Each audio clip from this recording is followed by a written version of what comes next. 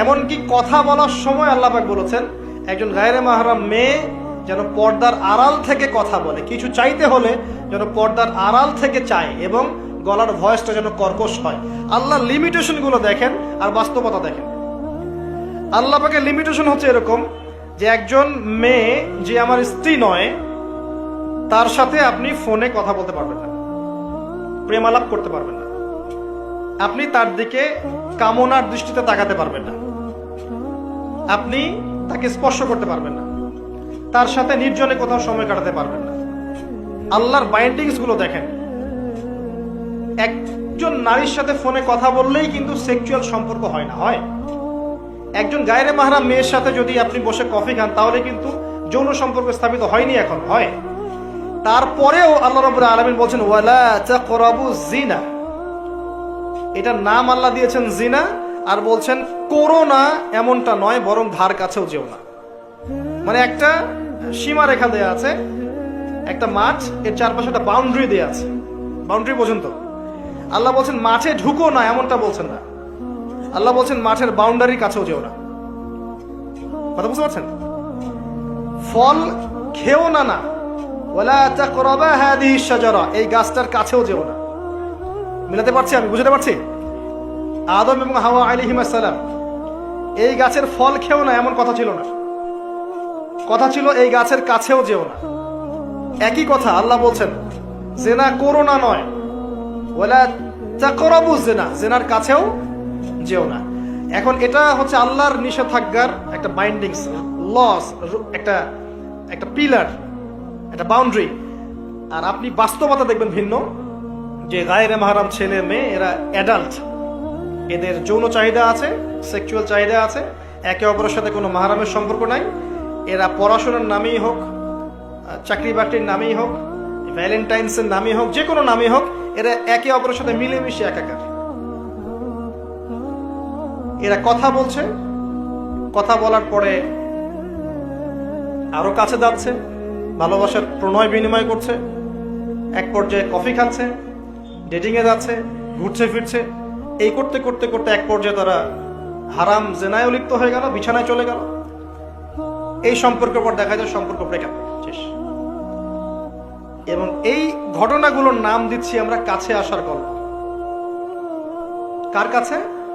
যার কাছে আল্লাহ যেতেও নিষেধ করেছেন, ওয়ালা তাকরাবুজ জিনা।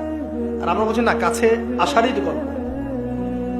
কাছে আসার গল্প হতে পারে মায়ের সাথে, মায়ের কাছে আসার গল্প হতে পারে, স্ত্রীর কাছে আসার গল্প হতে পারে, আমার সন্তানের কাছে আসার গল্প হতে পারে, দেশের কাছে আসার গল্প হতে পারে।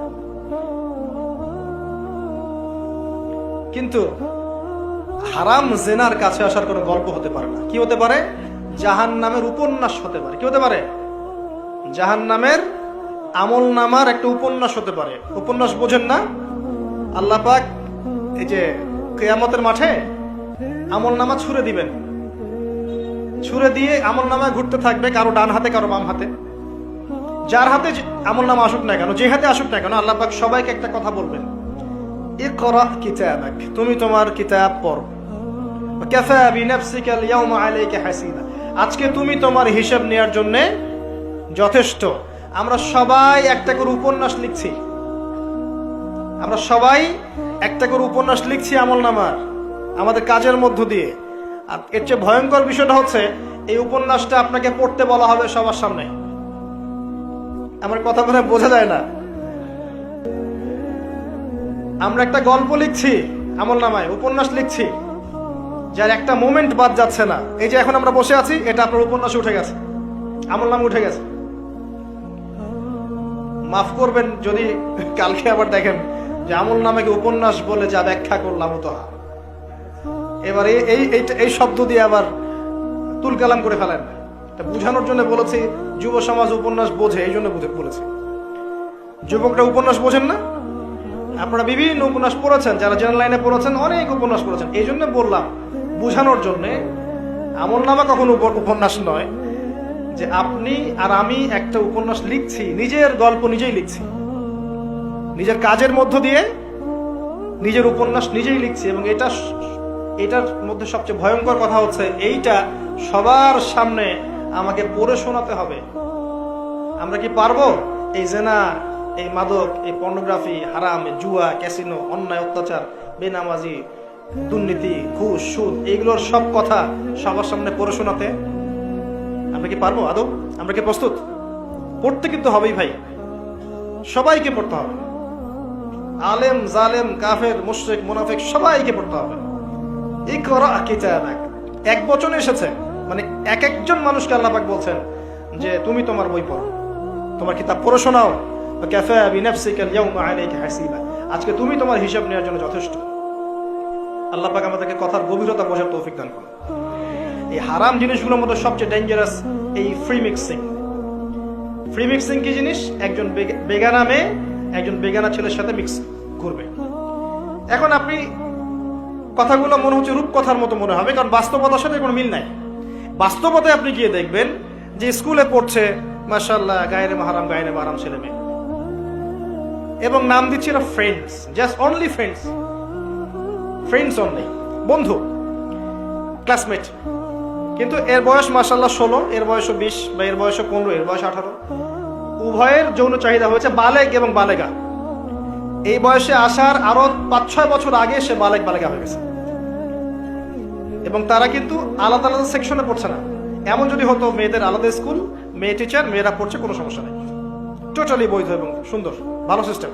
ছেলেদের আলাদা স্কুল কলেজ, ছেলেরা আলাদা পড়ছে, আলাদা, কোনো সমস্যা নেই। সমস্যা কোথায়? যখন এক ছাদের নিচে আমি সবাইকে বসিয়ে দিয়েছি এবং এরা একে অপরের সাথে মিক্স করছে। মিক্স, যেখানে আল্লাহ বলছেন কাছেও যেও না, এরা কথা বলছে, নোট টেক চেঞ্জ করছে, একে অপরের সাথে গ্রুপ স্টাডি করছে, কফি খাচ্ছে, দেখা সাক্ষাৎ করছে, ডেটিং করছে, একে অপরের সাথে যৌন মিলনও করছে, একে অপরের সাথে বসে পর্ন দেখছে, যৌন মিলন করছে, সেক্সুয়াল সম্পর্ক স্থাপন করছে, এবং মানুষ বুঝাচ্ছে এদেরকে এই সম্পর্কটা বৈধ, ভালো সম্পর্কটা পবিত্র, পরে বিয়ে করে নিলেই হয়ে গেল। এই হচ্ছে এটা বাস্তবতা। বাস্তবতার সাথে ওয়ালা তাকরাবু জিনা আয়াতের কোনো মিল আছে? বাস্তবতা এক জায়গায়, কোরআন এক জায়গায়। এরপরে দাবি করছে আমরা মুসলিম, স্টিল আমরা দাবি করছি আমরা মুসলিম। এবং এই ফ্রি মিক্সিং এর ফলে শত শত যুবক যুবতীর ইজ্জত চলে গেছে। শত শত না, সংখ্যাটা সহস্র লক্ষ হবে, আরো বেশি হতে পারে, আল্লাহু আ'লাম। এগুলো তো প্রকাশ্য, গোপনে যে কত কি হচ্ছে আপনি তো জানেন না। যে সন্তান, যে মেয়েটাকে আপনি ছোট মনে করছেন, অলরেডি যে সে কতগুলো ছেলেকে এভাবে ছেলে বদল করতে করতে করতে করতে করতে করতে এই জায়গায় আসছে আপনি জানেনই না।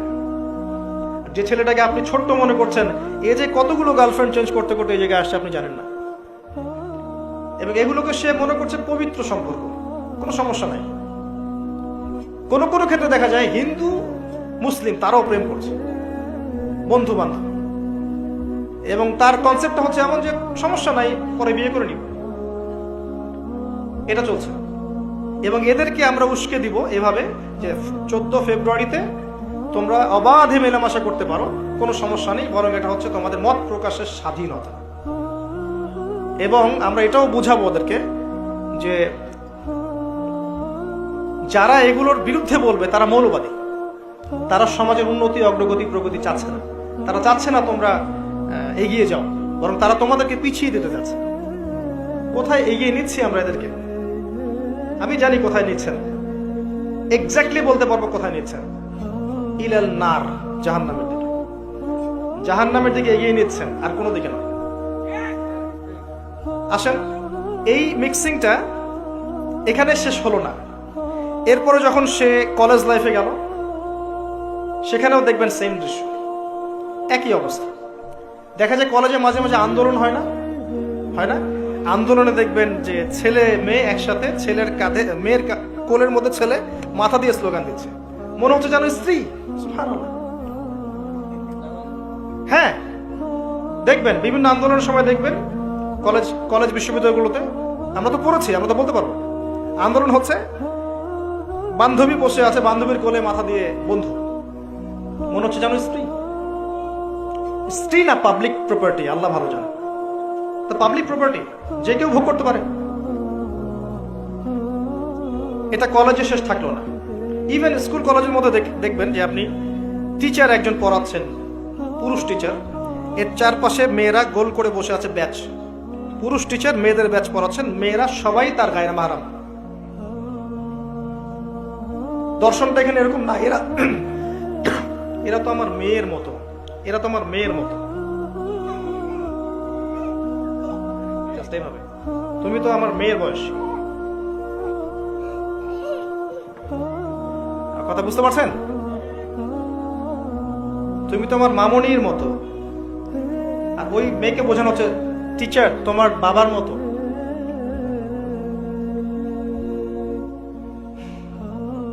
একটা পুরুষ টিচার, চারপাশে মহিলা, মেয়েরা বসে আছে, সবাই অ্যাডাল্ট, সবার সাথে তার বিয়ে জায়েজ, সবার সাথে তার বিয়ে শরীয়ত সম্মতভাবে জায়েজ। তারপরে একটা ফিলোসফি দর্শন ঢুকিয়ে দিয়ে তুমি তোমার মেয়ের মতো। অহরহ মেয়েদের ইজ্জত হারাচ্ছে, অহরহ। আপনারা সেকুলার পত্রিকাগুলো এবং মিডিয়াগুলো ঘাটতে থাকেন, দেখেন কি পরিমাণে ছাত্রীদেরকে টিজিংটা বেড়েছে, কি পরিমাণে বেড়েছে। এমন অনেক ছাত্রী আছে, আমি বিভিন্ন রাষ্ট্রের নিউজ দেখি যে টিচাররা, একটা স্কুলের টিচাররা মিলে প্রাইমারি স্কুল থেকে শুরু করে হাই স্কুল পর্যন্ত অসংখ্য ছাত্রীকে রেপ করেছে, ভিডিও ধারণ করেছে। এখানে মহিলা টিচাররা ইনভলভ ছিলেন, এমন নিউজ এসেছে। এবং অ্যাসিড দিয়ে মুখ ঝলসে দেওয়ার ভয় দেখিয়ে কাজ করা হয়েছে দীর্ঘদিন ধরে। ভয়ে মেয়েরা কিছু বলতে পারে নাই। আবার সেদিন একটা রেপিস্টের ক্রাইম দেখলাম, র্যাব ধরেছে। র্যাবের অফিসার যিনি ব্রিফ করছেন তিনিও অবাক, যে আমরা অবাক হয়ে গেছি এর ঘটনা দেখে। সে রেপিস্ট কিন্তু মুসলিম না, ভাগ্যিস সে অন্য ধর্মের না। যদি মুসলিম হতো তাহলে এটা নিয়ে আবার প্রচারণা শুরু হয়ে যেত। আমি তার ধর্মের নাম বলবো না, আমি জানি তার ধর্ম এটা শিক্ষা দেয় না। যেভাবে ইসলাম এটা শিক্ষা দেয় না, অন্য ধর্ম এটা শিক্ষা দেয় না। সে কি করেছে, রেপ করার পরে মেয়ে যেন গর্ভবতী না হয়, সে সেভাবে তার শারীরিক একটা মানে মেডিকেল ট্রিটমেন্ট করিয়েছে। আমি জানি না, আসলে আমি এইসব বিষয়ে খুব একটা ভালো জানি না। এমন এমন এমন কিছু পদ্ধতি এখন নাকি বের হয়েছে যে যৌন সম্পর্ক স্থাপন করলেও কনসেপ্ট করবে না, ছেলে তার মধ্যে সেটা করিয়েছে, যাতে সে গণহারে রেপ করতে পারে, একটার পর একটা, একটার পর একটা, কেউ প্রেগনেন্ট না হয়। র্যাবের অফিসার ব্রিফ করছেন, দেখেন ভিডিও, ফ্রি মিক্সিং। যেখানে যাবেন, কলেজে আপনি যাবেন, আবার দেখবেন কখনো কখনো যে ছেলেদের ব্যাচ পড়াচ্ছে মহিলা টিচার, ছেলেদের ব্যাচ মহিলা টিচার। তুমি তো আমার ছেলের মতো, আর তাকে শেখানো হচ্ছে যে সে তো তার মায়ের মতো। আবার আমাদের ঢাকা শহর অত্যাধুনিক যে প্রতিষ্ঠানগুলো আছে সেখানে গিয়ে দেখবেন যে ফর্মাল ড্রেসে মিস ক্লাস নিচ্ছে, formal dress, shirt pant tie. আবার বিভিন্ন জায়গায় গিয়ে দেখবেন মহিলারা এভাবে শার্ট প্যান্ট গেঞ্জি জিন্স পরে ঘুরে বেড়াচ্ছে, শপিং মলসে, এয়ারপোর্টে, ওইখানে এইখানে সব জায়গায় চারপাশে। এটা তো ফ্রি মিক্সিং এর সাথে আরেকটা পাপ হলো কি, নবী সাল্লাল্লাহু আলাইহি ওয়াসাল্লাম বলেছিলেন যে শেষ জামানে এক শ্রেণী মেয়ে বের হবে যারা কাপড় পরেও নগ্ন থাকবে। এরা সেই ক্যাটাগরি যাদের ব্যাপারে আল্লাহ রাসূল বলেছেন তারা জান্নাতে যাবেও না, জান্নাতের গন্ধ পাবে না। শুধু ফ্রি মিক্সিংটাই সমস্যা না, এবং এটা শুধু স্কুল এবং কলেজে সীমাবদ্ধ নেই, চাকরির ক্ষেত্রেও দেখবেন সেই অফিসের বসের হাতে অনেক মেয়ে নির্যাতিত হয়েছে। বেতন বেশি দেওয়ার কথা বলে, প্রমোশন দেওয়ার কথা বলে। আর মেয়েরা তো একটু অবলা জাতি হয়, একটু অবলা হয়, তাদের একটু মায়া মহব্বত বেশি থাকে, ইমোশনটা বেশি থাকে, তারা খুব বেশি কনভিন্স হয়ে যেতে পারে। ভালো স্বপ্ন দেখিয়ে, রঙিন রঙিন স্বপ্ন দেখিয়ে তাদের কত মানুষ ইজ্জত নষ্ট করে ফেলেছে আল্লাহ ভালো জানেন। এরপরেও দেখবেন, এই সমস্যার পরেও দেখবেন তার উপরে আবার আছে পর্নোগ্রাফি। মানে মানুষ রাতের বেলা শুয়ে শুয়ে নগ্ন মুভিজ দেখছে আর দেখছে, দেখছে আর দেখছে। এটাকে উপরের লেভেল থেকে বন্ধ করার কোনো প্রয়াস নেওয়া হয়নি এখন পর্যন্ত। এমন অনেক কান্ট্রি আছে এই বিশ্বের মধ্যে যারা কিন্তু ইন্টারনেট সেকশনটাকে নিয়ন্ত্রণ করে। সব সাইট আমার দেশে চলতে পারবে না। ইভেন আমরা যে হারে ফেসবুক চালাই, চাইনিজরা কিন্তু এভাবে চালায় না। ওদের সামাজিক যোগাযোগ আলাদা মাধ্যম আছে, জানেন, সব জায়গায় একটা রেস্ট্রিক্টেড ব্যবস্থা আছে। পর্নোগ্রাফি যেগুলো দিয়ে ব্লু ফিল্মস দেখানো হয় সারা দেশের মানুষকে, একটা জাতির মানুষকে, এটা তো অ্যাটলিস্ট বন্ধ করা যেত। এটা বন্ধ করাটা তো নিঃসন্দেহে কোনো মৌলবাদী কাজ নয়, সন্ত্রাসী কাজ নয়, জঙ্গিবাদী কাজ নয়, তাই কি? এটা যখন আপনি দেখছেন সারাদিন ধরে, সারা রাত ধরে, এই ছেলেপেলেটা ম্যাক্সিমামই আসক্ত এগুলোতে। ইভেন এখন মেয়েরাও এগুলো দেখে। আপনি সেকুলার মিডিয়াগুলো রিপোর্টগুলো দেখেন, তারাই বলছে এগুলো। স্কুলে গিয়ে মেয়েদের ইন্টারভিউ নিচ্ছে, তোমরা কি এটা দেখো? মেয়েরা বলছে যে হ্যাঁ আমরাও দেখি, আমরাও কথাবার্তা বলি যে নতুন একটা আইটেম আসছে, এটা দেখ, এভাবে তারা কথা বলছে বসে ক্লাসের মধ্যে। তো যখন ছেলে মেয়েরা এগুলো অবাধে দেখবে, যুবক যুবতী কিশোর কিশোরীরা, এরপরে আবার ফ্রি মিক্সিং, তার উপরে আবার বেহায়াপনা, নগ্নতা, পোশাক আশাকের পর্দার বালাই নাই, তখন আপনি চিন্তা করেন সমাজটা কি হইতে পারে। আবার এগুলোকে আমরা দিবসের মধ্য দিয়ে উৎসাহিত করছি, কাছে আসার গল্প, আসো আরো জানা করো। কোথায় ইসলাম আর কোথায় কোরআন আর কোথায় সেই পর্দা, কোথায় কি? আর ওই যে দেখেন একটা মেয়ে মুস্কান, ও তার নেকাব খুলবে না, 200-300 কুকুরের সামনে বলছে আল্লাহু আকবার। তো জান্নাত আসলে কাদের জন্য? এই অবস্থায় যদি আমরা কেউ খাস পর্দা করছি, এখন যারা আবার খাস পর্দা করছি তাদেরকে আবার বাঁকা চোখে তাকানো হচ্ছে, আবার কাউন্টার। এমনি তো চলছে এগুলো, আর উপর আবার কাউন্টার। মানে একটা জায়গা বাকি রাখছে না শয়তান আপনাকে ফিতনায় ফেলার জন্য। এই অবস্থায় কেউ যদি পর্দা করতে যায়, ওকে আবার বাঁকা চোখে তাকানো হচ্ছে। এ তো ভালো সুবিধার মনে হচ্ছে না? তোমার বোরখার নিচে কি বোমটম আছে নাকি? সাইকোলজিক্যাল আক্রমণ। বোরখা পরে যাচ্ছে স্কুল কলেজে, টিচাররা কেমন করছে, তার সাথে কেমন যেন আচরণ করছে। এটা কেন করছো? মুখটা খোলো, নাহলে পরীক্ষা দিতে দেবো না। এগুলো চলছে।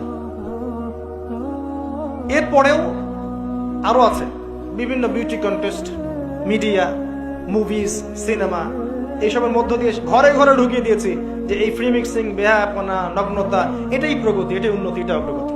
ইভেন আমাদের ছোট ছোট বাচ্চারা এগুলো দেখে দেখেই বড় হচ্ছে এখন। জানি না ওরা আবার কোন জেনারেশন হয়ে গড়ে ওঠে, আল্লাহ ভালো জানে। এর উপরে এসেছে সেলফি এবং ছবি ভিডিওর একটা বুদ্ধি প্রতিবন্ধী জেনারেশন। একটু হলেই সেলফিস, ফেসবুকে আপলোড, আবার টিকটক, আবার ইউটিউবিং, আবার নিজে নিজেই হাসে, নিজে নিজে ছবি তোলে। আর অনলাইনটা অ্যাভেলেবল হয়ে গিয়ে সবার হাতে হাতে স্মার্টফোন যখন গিয়েছে, তখন এগুলো আপলোডিংটা খুব বেশি হচ্ছে। আপলোডিং, আগে ঘটনা ঘটতো সবাই জানতে পারতো না, এখন ঘটলে সারা দুনিয়ার মানুষ এক মুহূর্তে জেনে ফেলবে। তখন একটা খারাপ ভিডিও সবার হাতে হাতে ঘরে ঘরে। এবার এই হারাম ভালোবাসা, এটা ভালোবাসা বলার অপরাধ হবে, এই হারাম প্রবৃত্তির এই নগ্ন দাসত্ব, এই দাসত্বটাকে ভালোবাসার নাম দিয়ে আল্লাহর নাজিলকৃত পবিত্র ভালোবাসাকে চ্যালেঞ্জ করা হয়েছে। এবং বিভিন্ন মানুষ, সমাজের বিভিন্ন শ্রেণীর মানুষকে এই হারামের দিকে ধাবিত করা হয়েছে, যাতে সবাই জান্নাতের কাছে না বরং জাহান্নামের কাছে আসতে পারে। এই হলো অবস্থা। এখন এই অবস্থায় আল্লাহ রাব্বুল আলামিন মুমিনদের জন্য সলিউশন দিয়েছেন সূরা নূরের মধ্যে। কুল লিল মুমিনিন ইয়াগুদ্দুনা মিন আবসারিহিম ওয়া ইয়াহফাযু ফুরুজাহুম, এটা পড়ে আছে আপনার কোরআনে। মুমিন পুরুষদেরকে আপনি বলুন, হে নবী, তারা যেন চক্ষু নিচু রাখে এবং তাদের লজ্জাস্থানের হেফাজত করে। মুমিন নারীদেরকে আপনি বলুন যেন তারা তাদের লজ্জাস্থানের হেফাজত করে, চোখ নিচে রাখে, এবং তারা এই মানুষদের ছাড়া অন্য কারোর সামনে যেন না যায়, এবং জিনাত, হিজাব তারা যেন অবলম্বন করে। এটা আল্লাহর আদেশ। Only Quran or only Hadith and only Islam can solve this problem. কোরআন, সুন্নাহ এবং ইসলাম ছাড়া কেউ এই সমস্যা সলভ করতে পারবে না। এখানকার সলিউশন এগুলা। প্রথমত তারবিয়াত দিতে হবে ছোট থেকেই, তার উপরে নিয়মিত ইমানের চর্চা রাখতে হবে, তার উপরে ছেলে মেয়েদেরকে পর্দা বোঝাতে হবে, ছোট থেকেই মেয়েদেরকে পর্দায় রাখতে হবে। তারপরেও যদি বড় হয়ে এদের মধ্যে খারাপ চিন্তা আসে, চোখ নিচু করতে হবে।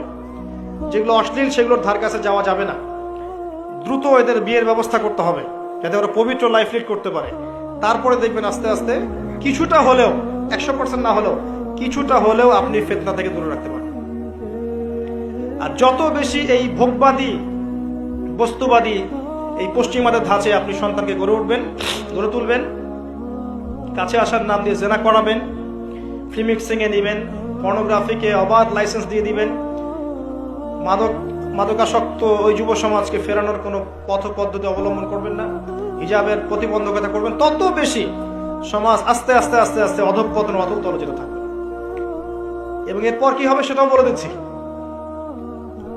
এটাও হাদিস থেকেই বলছি। সেটা হচ্ছে এরপরে বাড়বে সমকামিতা। কি বাড়বে? অশ্লীলতা সয়লাভ হতে হতে হতে হতে এমন একটা পর্যায়ে যাবে, বেশিরভাগ মানুষই যাবে আল্লাহর বান্দারা বাদ দিয়ে, যখন দেখবেন মেয়েদের প্রতি আসক্তি কমে যাবে ছেলেদের একটা পর্যায়ে গিয়ে, এবং ছেলে ছেলের সাথে জেনা করা শুরু করবে, যেটা শুরু হয়ে গেছে বিগত 20-30-40 বছর থেকে দেশেও, এবং সমকামীদের সংগঠন পর্যন্ত আছে এই দেশে। এটাও রিপোর্ট, আপনি সেকুলার মিডিয়া ঘেটে দেখেন, বছরের একদিন তারা আবার একত্রিত হয় একটা হোটেলে, সেখানে ওদের মতো করে ওরা এনজয় করে। কওমে লূত নবী সাল্লাল্লাহু আলাইহি ওয়াসাল্লাম বলেছিলেন, আমি ভয় পাই আমার উম্মতের মধ্যে কয়েকটা জিনিস, একটা হচ্ছে গোপন শিরক, একটা হচ্ছে আমার উম্মত মূর্তি পূজা করবে, আর একটা হচ্ছে আমার উম্মতের মধ্যে সমকামিতা ছড়িয়ে পড়বে। আর এই সমকামীদেরকে আল্লাহ পাক জমিনটা তুলে আকাশে পাথর বর্ষণ করে আবার দাবিয়ে দিয়েছিলেন। কওমে লূত এই জর্ডানের ডেড সি, মৃত সাগরের পাশে এরা থাকত। সেই সম্প্রদায়ের কাছে আল্লাহ পাক লূত আলাইহিস সালামকে পাঠিয়েছিলেন। এত বড় মনের নবী ছিলেন তিনি, সম্প্রদায়ের মানুষকে পাপ থেকে বাঁচানোর জন্য বলছেন যে হ্যাঁ উলাই বানাতি ইন কুনতুম ফাইলিন, তোমাদের যদি প্রবৃত্তির চাহিদা থেকে থাকে আমার মেয়েদের মধ্য থেকে বিয়ে করে নাও, তাও ভালো থাকো। তারা বলছে, তুমি লূত নিজেকে পবিত্র মনে করতে চাও? তুমি তো জানো যে আমরা কি চাচ্ছি। যখন জিবরাইল এবং মিকাইল আলাইহিস সালাম এসেছেন পুরুষের রূপে, বালকের রূপে, সুদর্শন, তাদেরকে অফার করছে, কথা বুঝতে পারছেন না? তাদেরকে অফার করছে। আর লূত আলাইহিস সালাম নিজের মেহমানের সম্মান বাঁচাতে গিয়ে বলছেন, আলাইসা মিনকুম রাজুলুন রশীদ, তোমাদের মধ্যে কি একটা ভালো মানুষ বেঁচে নাই? ওই সমকামিতা ছড়িয়ে পড়েছে এখন আমাদের এখানে। আর আপনি বিশ্বের যে বড় বড় রাষ্ট্রগুলোর মানে দাসত্ব করেন, ওদের দেশে সমকামিতা বৈধ। আর যেখানে এটা বৈধ হবে সেখানে ওই লূত আলাইহিস সালামের কওমের মতোই শাস্তি আসবে ইনশাআল্লাহ, কোনো সন্দেহ নেই। দেখবেন ওই জায়গাটা মাটিতে ধসে যাবে ইনশাআল্লাহ। আর এটা হাদিসেও এসেছে যে আমাদের আগে 3টা বড় বড় ভূমিকম্প হবে, একটা পূর্ব দিকে, একটা পশ্চিমে, একটা পৃথিবীর মাঝখানে। আর পশ্চিম বলতে আমি বুঝি পশ্চিমা সভ্যতা। এটা ভূমিকম্পে ধসে যাবে ইনশাআল্লাহ।